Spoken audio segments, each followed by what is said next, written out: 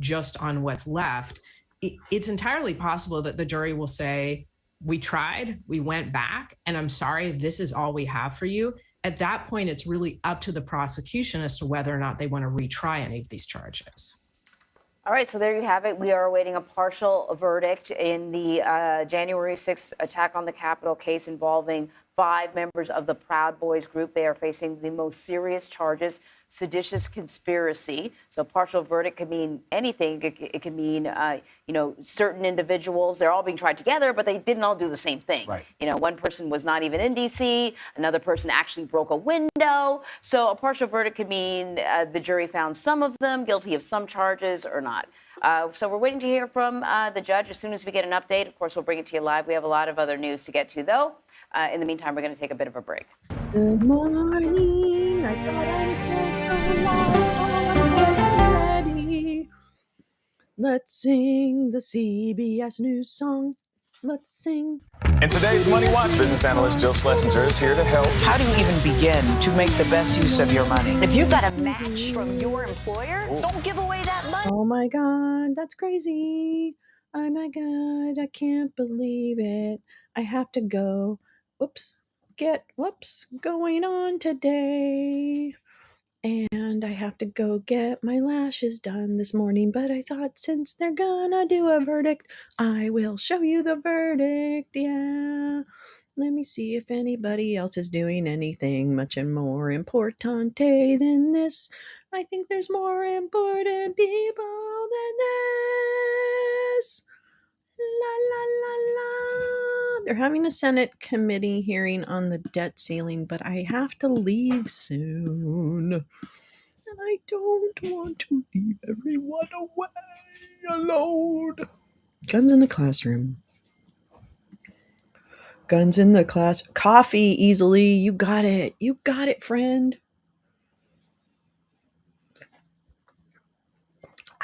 You got a friend in me. You got a friend in me.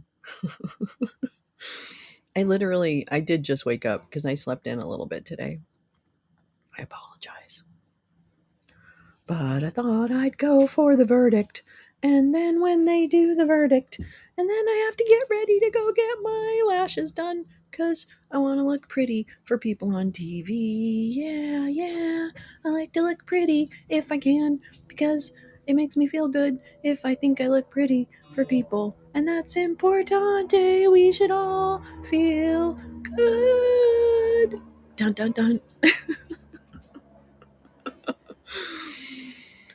Then I'm gonna sing through the commercials. CBS News. Yeah. CBS News. Did the CBS News buy the Weather Channel? That's terrible. Hi, GA.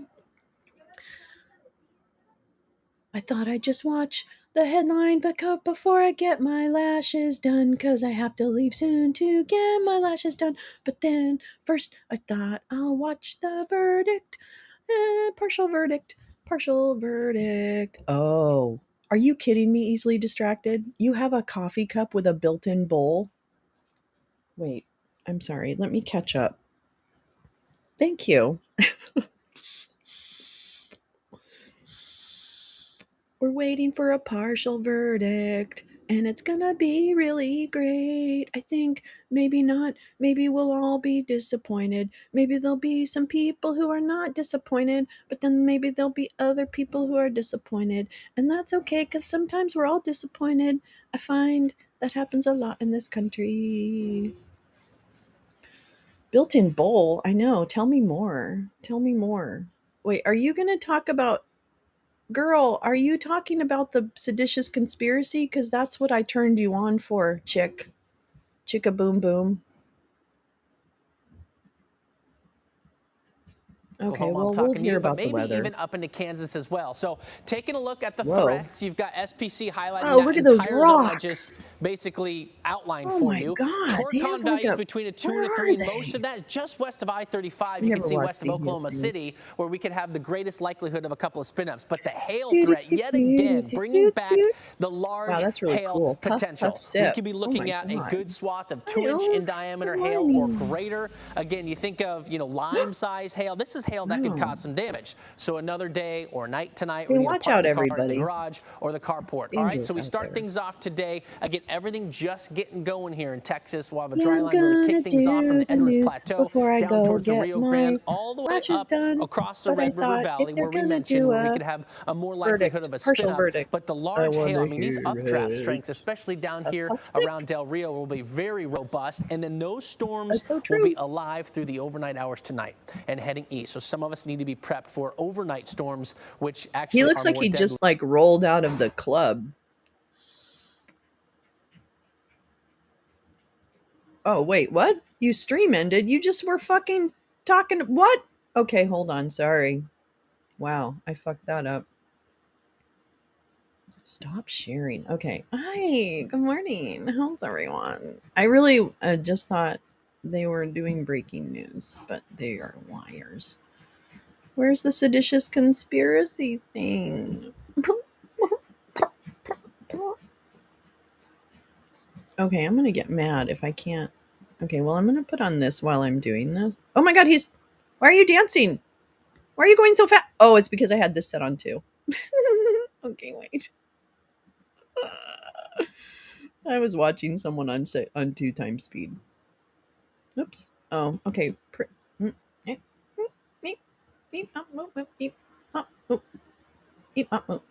Oh wait, that's not. Wait, what? What? Oh, wait. Okay, hold on. Okay. Well, you're, you are naughty. Okay, well.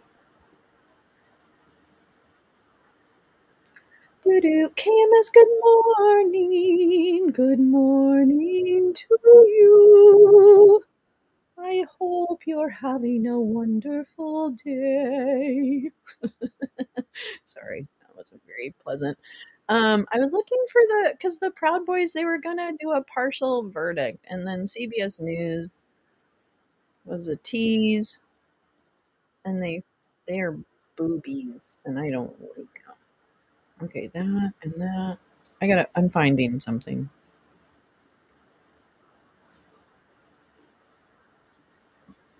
Oops. I'm better now. Yeah, right. I hold on. Well, I guess they're not doing it. Well, pissy poo poos. Hold on. Sorry, I didn't really. I know. Where's the Proud Boy convictions? That's what I was waiting for. J Rance, what the hell? And then CBS News didn't actually like hang in there with it. They just said, "Okay, well, we're gonna go now. Goodbye, goodbye. We're leaving now." I'm like, CBS News, you're so disappointing. Okay, but hold on. Let me try. Let me try. That's not helpful. Okay, hold on. Do, do, do, do, do, do, do, do, do, do, do, do, do, do, do, do, do. Okay, nobody is paying attention to you crying. Do, do, do, do, do, do, do, do, do. Bum, bum, bum, bum, bum, bum, bum, bum, ba-da-da-da, bum, bum, ba-da-da, bum. I'm actually looking for something for us to bum, ba-da-da-da, bum, bum, ba-da. Ooh, here we go. Something new. Conspiracy count was just, too much potentially for the jury, and they could be looking at one of these other outstanding counts that that they have in terms of obstruction of an official proceeding, which a lot of defendants have been found guilty on. But at the same time, that obstruction charge is facing a federal appellate appeal for a lot of these defendants, and the future of that charge is a little bit up in the air because that was a charge that sort of grew out of that was a law that sort of grew out of the aftermath of the Enron scandal. It's now being applied to this obstruction of an official proceeding in terms of a congressional proceeding. So, it's a little bit of experimentation and that DOJ has been doing there, and using the laws and the tools that are available to them to hold these defendants accountable for their actions on January 6th. I mean, assaulting, resisting, impeding certain officers, that might be one of those charges that's easier to come to a conclusion on. And yet, Danny, we know that they haven't reached a conclusion on at least some or at least one of these charges. Your thoughts on the fact that judge is going to make this jury go back and continue deliberations? He's not letting them off the hook. Yes, and that's Rule 31 under the federal rules. And really what that provides is for these partial verdicts, which themselves are kind of controversial. And you can take that with a block of salt coming from me. I'm a criminal defense attorney. But the concern there is that it allows it or encourages juries to return a partial verdict, to hurry up and maybe just resolve what they may think of as a provisional type resolution, and not really being aware of the finality of it. But look, to be candid, partial verdicts encourage efficiency. They encourage resolving a case, and they do avoid mistrials, at least as to counts that the jury is confident about. So they do serve an important purpose, and they're expressly permitted. Defendants challenge them all the time with limited or virtually no success at the appellate courts. But you can see and expect that the defense here is going to object to the partial verdicts. They will not be successful. They will not be successful at the district court, and they will probably not be successful if they appeal on that basis as well. So this is allowed. The jury will return a partial verdict. It's allowed as long as there are multiple defendants or multiple counts. In this case, you have an abundance of both of those. So no problem with returning a partial verdict. The jury will continue to deliberate, and they may return more partial verdicts as they feel more confident about certain charges than others. And if I were betting, which I'm not, you could probably guess they're resolving the lower down counts 8, 9, and 10, which deal with things like destruction of government property. Probably an easier layup for the government to make. Ken Delanian, we just talked about how this Justice Department prosecutors have brought now more than 1,000 charges against more than 1,000 defendants. More than 500 of those defendants have pleaded guilty. 67 plus now have been convicted in a trial. And so this has been just an unwieldy investigation in the last 27 months. After this case, again, seditious conspiracies, very serious charge. What's next for this investigation? What's still out there? Well, there are many, many cases left to go, and many defendants who still haven't been charged, potential defendants. It's believed that the number could grow by hundreds and hundreds past the 1,000 mark. But this is really the World Series of the cases they brought so far. I do think, though, if there is a partial verdict, as long as there are convictions on some of the main counts, no one will remember. In the Oath Keepers trial, which was another big trial, there were acquittals on some of the counts, including against the lead defendant. And, that's sort of lost to history at this point. Again, to me, the big picture here is this massive effort to hold the people accountable who breached the Capitol and what the DOJ calls the Capitol siege investigation, biggest in its history. Nonetheless, important for the prosecutors who spent 5 months on this case to win or to get what they see as a victory here. They would be very disappointed if Enrique Tarrio is acquitted on all counts on it. Your thoughts on that, Barb McQuaid?